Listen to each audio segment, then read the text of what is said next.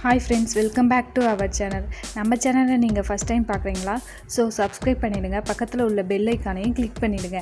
அப்போ தான் நாங்கள் போடுற வீடியோ உங்களுக்கு நோட்டிஃபிகேஷனாக வரும். இப்போ நம்ம வீடியோவில் என்ன பார்க்க போகிறோன்னா, ஹாலோகிராம் ப்ரொஜெக்டர் எப்படி பண்ணுறதுன்னு. வாங்க ஃப்ரெண்ட்ஸ், வீடியோக்குள்ளே போகலாம். ஃபஸ்ட்டு ஒரு பேப்பரில் கிராஃபில் யூஸ் பண்ணுற லைனை இங்கேயும் வரைஞ்சிக்கோங்க. அதில் டாப் சைடில் லெஃப்ட் சைடில் 0.5யும் ரைட் சைடில் 0.5யும் மொத்தம் 1 சென்டிமீட்டரில் ஒரு லைன் வரைஞ்சிக்கோங்க. சென்டரில் 4.5 சென்டிமீட்டர் அளவு எடுத்து குறித்து வச்சுக்கிட்டு பாட்டமில் லெஃப்ட் சைடில் 3 சென்டிமீட்டரும் ரைட் சைடில் 3 சென்டிமீட்டரும் ஒரு லைன் வரைஞ்சிக்கோங்க. இந்த லைனெல்லாம் இப்போ ஜாயின் பண்ணிக்கோங்க. இந்த வியூவை கட் பண்ணி அதை இன்னொரு பேப்பரில் சைட் பை சைடாக வச்சு இந்த மாதிரி வரைஞ்சி எடுத்துக்கோங்க.